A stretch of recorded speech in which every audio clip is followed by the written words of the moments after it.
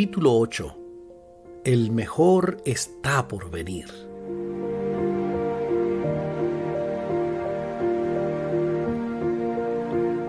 Vendré para llevármelos conmigo. Así ustedes estarán donde yo esté. Juan 14:3.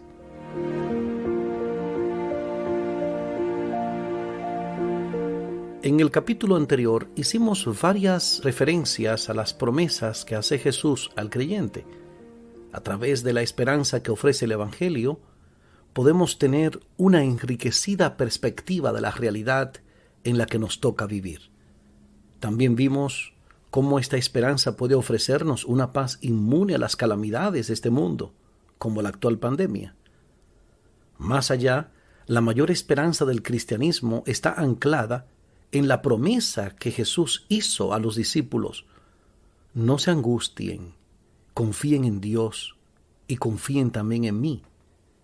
En el hogar de mi Padre hay muchas viviendas.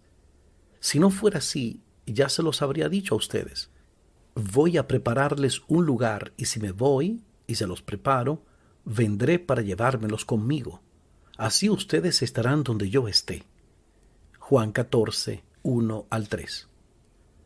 Una de las cosas que nos ha traído la pandemia es la duda. Pocos se atreven a pronosticar lo que va a pasar incluso en el futuro inmediato. El coronavirus ha alterado todos los datos que servían de fundamento para las proyecciones. No obstante, el mensaje de la Biblia no se ve afectado por los cambios que pueda generar esta crisis. Sus profecías siguen siendo dignas de confianza hoy. En la Biblia no solo encontramos certeza para el presente, sino también esperanza para el futuro. Alguien podría preguntarse, ¿la segunda venida de Jesús puede ser una promesa aceptada en el siglo XXI? ¿Tiene sentido seguir creyendo en ella? ¿Existe alguna evidencia fuera de la Biblia que nos pueda indicar que esto realmente podría ocurrir? ¿Podría el mundo tal cual lo conocemos terminar? Por último, Jesús dijo esto hace más de 2000 años y aún no ha ocurrido. ¿Será que hay razones suficientes para creer que finalmente sucederá?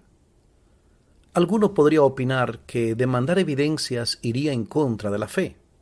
Sin embargo, la fe que la Biblia ofrece no es una fe ciega, sino una fe basada en la evidencia que Dios mismo ha dado mediante la Escritura, la creación, la historia, etc. Es decir, que la fe puede ser explicada de forma racional. En este sentido, el apóstol Pedro afirma: más bien honren en su corazón a Cristo como Señor. Estén siempre preparados para responder a todo el que les pida razón de la esperanza que hay en ustedes. Primera de Pedro 3:15. En la Biblia podemos encontrar suficiente evidencia para confiar en que Jesús va a cumplir la promesa de su regreso. Este capítulo se centra precisamente en analizar parte de esa evidencia. Para ello, nos auxiliaremos de la historia, que junto a la razón humana y la naturaleza, forman la revelación de Dios que cualquier persona puede conocer. Considerando las profecías bíblicas y la documentación de su cumplimiento registradas por los historiadores en distintas épocas, podríamos comprobar si la Biblia ha acertado en predecir eventos en el pasado. Mediante una proyección podemos tener la certeza del cumplimiento de las profecías futuras. Así comprobaremos si tiene sentido esperar la segunda venida de Cristo y prepararnos para ella. Profecía sobre el destino de Egipto. Egipto fue una de las principales civilizaciones del mundo.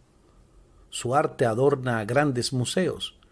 Su historia se relata en los libros de texto escolares. Sus enormes monumentos aún nos impresionan.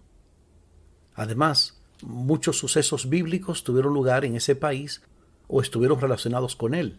Y en la Biblia encontramos más de 700 referencias a Egipto y a su pueblo. Sin embargo, la Biblia predijo su decadencia, así lo registra el profeta Ezequiel.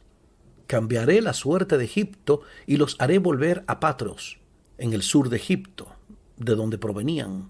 tierra de sus antepasados. Allí formarán un reino humilde. Será el reino de menor importancia y nunca podrá levantarse por encima de las demás naciones. Yo mismo los haré tan pequeños que no podrán dominar a las otras naciones. Ezequiel, capítulo 29, versículos 14 y 15. Es importante destacar que en el momento de esta profecía, Egipto era aún una poderosa nación bajo el reinado del faraón Necao II, finales del siglo VII a.C. Necao II llegó a dominar el Asia occidental por poco tiempo, aproximadamente en el 607 a.C.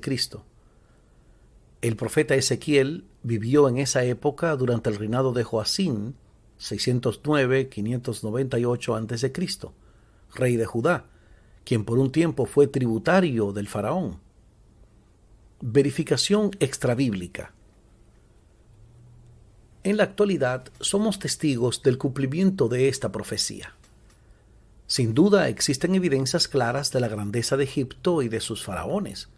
No obstante, tenemos que reconocer que esta profecía se ha cumplido al pie de la letra, pues Egipto, aunque existe como país, no se encuentra entre las potencias mundiales e incluso regionales. Profecía sobre la destrucción de Babilonia. Babilonia fue la capital de varios imperios, imperio babilónico, imperio persa, etc. Se ubica geográficamente en el territorio que ocupa el actual Irak. Llegó a ser la más grande ciudad de su época. Su grandeza fue tal que la Biblia la describía como una ciudad orgullosa. Isaías 47, 8 y 10.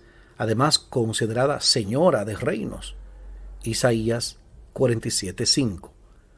La grandeza de Babilonia descrita por la Biblia es corroborada no solo por la impresionante puerta de Ishtar, que actualmente se encuentra en el Museo de Pérgamo en Berlín, Alemania, sino que podríamos citar cómo consideraban la ciudad sus propios habitantes. Babilonia, la pujanza de los cielos. Babilonia, la ciudad donde el lujo es inagotable. Babilonia, la ciudad de la verdad y la justicia. Babilonia, la ciudad que une el cielo y el mundo y el inferior. Babilonia, la ciudad que aniquila a sus enemigos. Babilonia, la que ha recibido la sabiduría. Babilonia, la ciudad santa. A pesar de su grandeza, la Biblia señala que llegaría un momento en que la ciudad quedaría hecha escombros y que jamás se reconstruiría. Esta profecía es repetida más de 5 veces por varios profetas bíblicos. Sin embargo, el profeta Isaías escribió: Babilonia, la perla de los reinos, la gloria y el orgullo de los caldeos, quedará como Sodoma y Gomorra cuando Dios las destruyó. Nunca más volverá a ser habitada, ni poblada en los tiempos venideros. No volverá a acampar allí el beduino, ni hará el pastor descansar a su rebaño. Isaías 13, 19 y 20. Verificación histórica. No es difícil comprobar el cumplimiento de esta profecía, pues han pasado más de 2500 años desde que Isaías escribió estas palabras, y aunque podemos constatar la existencia de la antigua ciudad de Babilonia, sus grandes templos y edificios majestuosos son en la actualidad un montón de ruinas que han quedado como testigos silenciosos de la fidelidad de la Biblia. Profecía sobre la destrucción del Templo de Jerusalén. Por último, nos gustaría presentar otra profecía bíblica que se ha cumplido de manera exacta. Me refiero a la destrucción del Templo de Jerusalén. Mucho se ha hablado de la grandeza y esplendor de aquel majestuoso edificio, que fue el orgullo del pueblo judío. Sin embargo, el Evangelio de Mateo recoge una profecía hecha por Jesús sobre el destino del templo.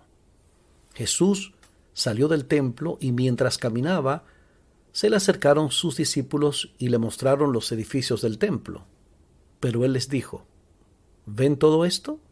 Les aseguro que no quedará piedra sobre piedra, pues todo será derribado. Mateo 24, 1 y 2. verificación extrabíblica.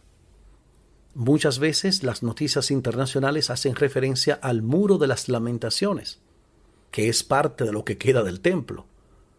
Por lo tanto, podríamos decir que la profecía de Jesús sobre la destrucción de Jerusalén se cumplió al pie de la letra. Además, podemos conocer parte de los eventos del preciso momento de su destrucción por los romanos en el año 70 después de Cristo. Sulpicio Severo, abogado e historiador romano, conservó el siguiente relato. Tito, el general encargado de la invasión a Jerusalén, primero tomó consejo y consideró si debía destruir obra tan magnífica como la del templo. Muchos opinaron que una obra que excedía por su carácter sagrado a todas las demás obras mortales no debiera destruirse, pues si se salvaba, serviría de testimonio de la moderación romana, mientras que su destrucción sería una eterna ostentación de salvajismo. Otros, por el contrario, entre los que se encontraba el propio Tito, expresaron la opinión de que el templo, con mayores motivos, debía ser arrasado para abolir por completo las religiones judía y cristiana, pues, aunque estas dos religiones eran hostiles entre sí, habían surgido de los mismos fundadores. Los cristianos eran una rama de los judíos, y si se arrancaba la raíz, desaparecerían también las ramas. La Biblia es digna de confianza. Hemos verificado solo 3 de los cientos de profecías bíblicas que podríamos citar y cuyo cumplimiento exacto está validado por la historia extrabíblica. Solo en la vida de Jesús se cumplieron más de 300 profecías del Antiguo Testamento. Algunas otras profecías relevantes son el surgimiento en el orden exacto de los grandes imperios mundiales, la Revolución Francesa e incluso el surgimiento de los Estados Unidos como potencia mundial. Como vemos, la fe que propone el cristianismo está basada en la evidencia comprobada de hechos reales. Mediante estas pruebas documentadas y verificables del cumplimiento de las profecías, queda claro que la Biblia es un documento profético digno de confianza. El arqueólogo estadounidense Nelson Glueck, quien descubrió 1500 sitios antiguos y apareció en la portada de la revista Time, dijo: «Llevo 30 años excavando con la Biblia en una mano y la pala en otra. Y en cuestión de perspectiva histórica, nunca he visto que la Biblia esté equivocada. Pero, ¿podría la casualidad explicar el cumplimiento de las profecías que hemos repasado? Hay algo que podemos hacer para darnos cuenta de si pudo haber sido casualidad. Podemos hacer una sencilla validación de la exactitud de las profecías considerando lo que la Biblia dice sobre estos 3 lugares de la antigüedad. Egipto se convertiría en un reino humilde en comparación con los otros reinos. Ezequiel 29:15, comprobado. 2. Babilonia llegaría a ser un montón de escombros y nunca más sería habitada. Ezequiel 29:15, comprobado. 3. Templo de Jerusalén. Su majestuoso templo sería destruido. No quedará piedra sobre piedra, todo será derribado. Marcos 13:2, comprobado. 3 de 3. Queda demostrado que la casualidad no puede ser la explicación del cumplimiento de estas profecías, que además no tiene nada de ambigüedad. De ese modo podemos concluir que la Biblia es lo que asegura ser: la palabra del Dios eterno, todopoderoso, que nos ama con amor infinito. La gran profecía. Llegados a este punto, podríamos concluir que, basados en el cumplimiento de las profecías bíblicas y su verificación histórica, es sensato aceptar la veracidad de las profecías que aún están pendientes de cumplirse, en especial la relacionada con la segunda venida de Cristo. Te invito a que repasemos cómo expresa la Biblia esta gran profecía que cobra sentido y valor en medio de la crisis del coronavirus. De hecho, Jesús dijo: cuando comiencen a suceder estas cosas, pestes como el coronavirus, cobren ánimo y levanten la cabeza, porque se acerca su redención. Lucas 21, 28. Mateo 16, 27. Porque el Hijo del Hombre ha de venir en la gloria de su Padre con sus ángeles, y entonces recompensará a cada persona según lo que haya hecho. Tito 2:13. Mientras aguardamos la bendita esperanza, es decir, la gloriosa venida de nuestro gran Dios y Salvador Jesucristo. Primera de Tesalonicenses 4, 16 y 17. El Señor mismo descenderá del cielo con voz de mando, con voz de arcángel y con trompeta de Dios. Y los muertos en Cristo resucitarán primero. Luego, los que estemos vivos, los que hayamos quedado, seremos arrebatados junto con ellos en las nubes para encontrarnos con el Señor en el aire, y así estaremos con el Señor para siempre. Apocalipsis 1:7. Miren que viene en las nubes, y todos lo verán con sus propios ojos, incluso quienes lo traspasaron, y por él harán lamentación todos los pueblos de la tierra. Así será. Amén. Considerando las profecías del pasado y su fiel cumplimiento, tenemos la plena certeza de que Jesús va a regresar para establecer un mundo nuevo, donde Dios mismo enjugará toda lágrima de los ojos. Ya no habrá muerte, ni llanto, ni lamento, ni dolor, porque las primeras cosas han dejado de existir. Apocalipsis 21:4.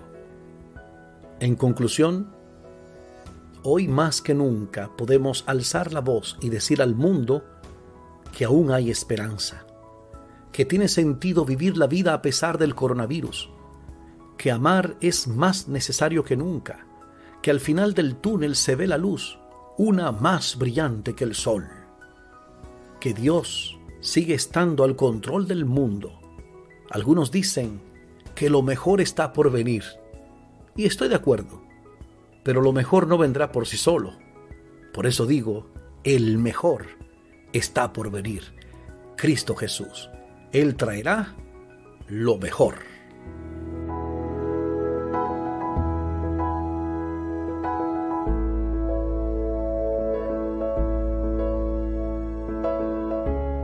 Conclusión.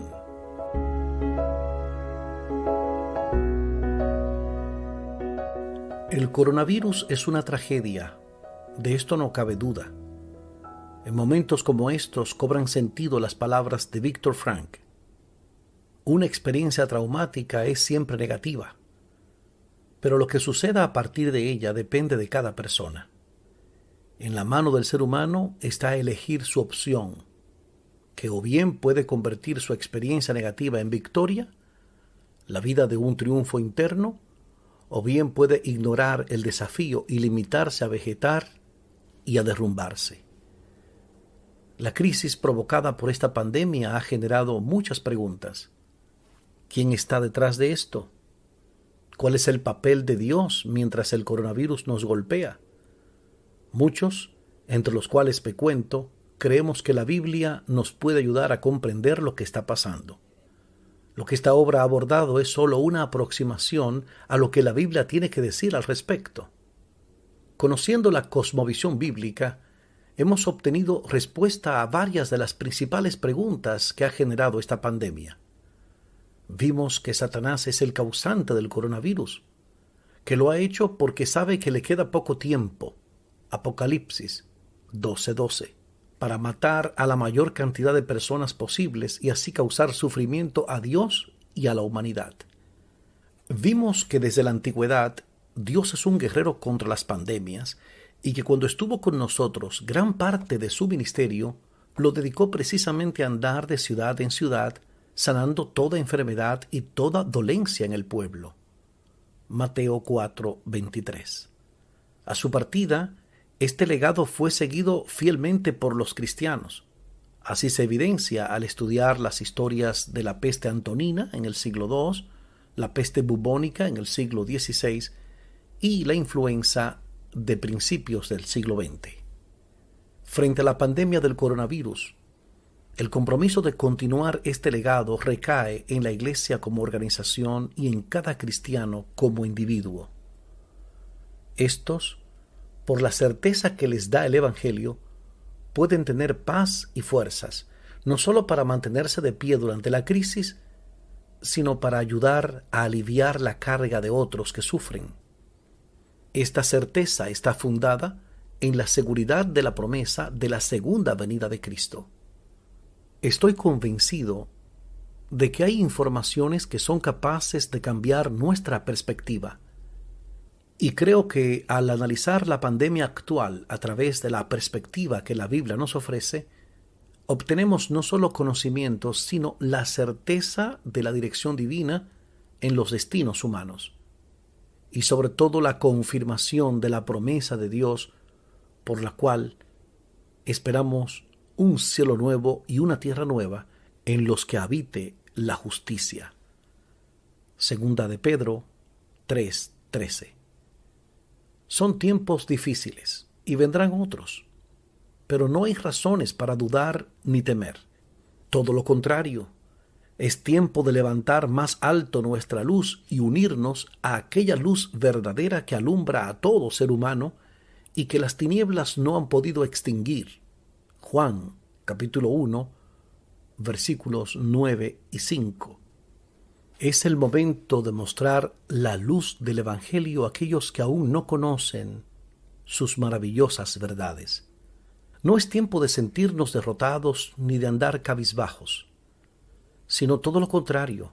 Jesús nos dijo: cuando comiencen a suceder estas cosas, cobren ánimo y levanten la cabeza, porque se acerca su redención.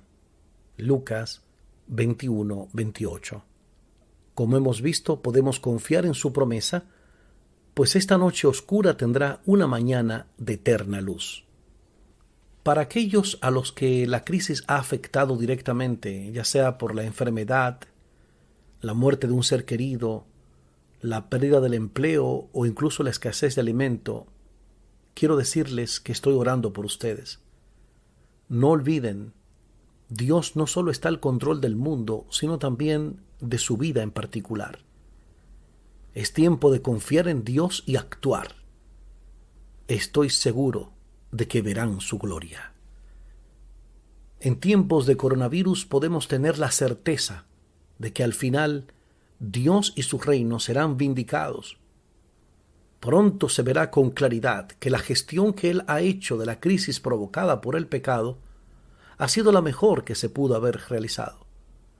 Quedará de manifiesto que en Él no hay maldad.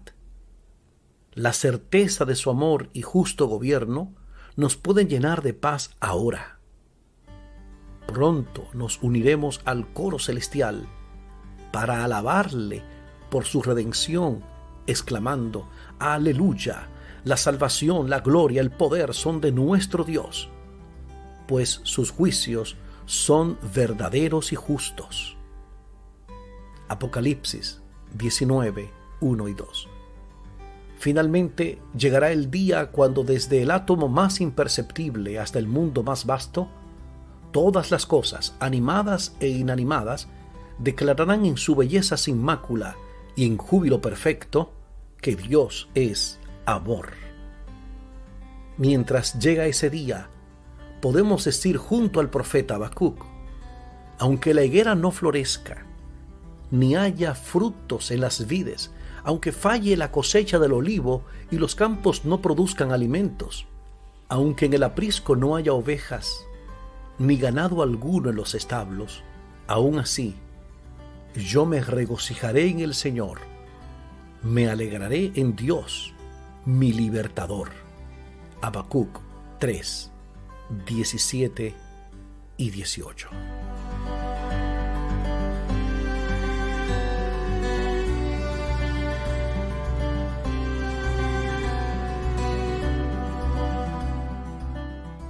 Esta ha sido la edición en audio del libro Sin Escape, El Coronavirus y la Biblia, escrito por Luis Rafael Fajardo, narrado por Omar Medina.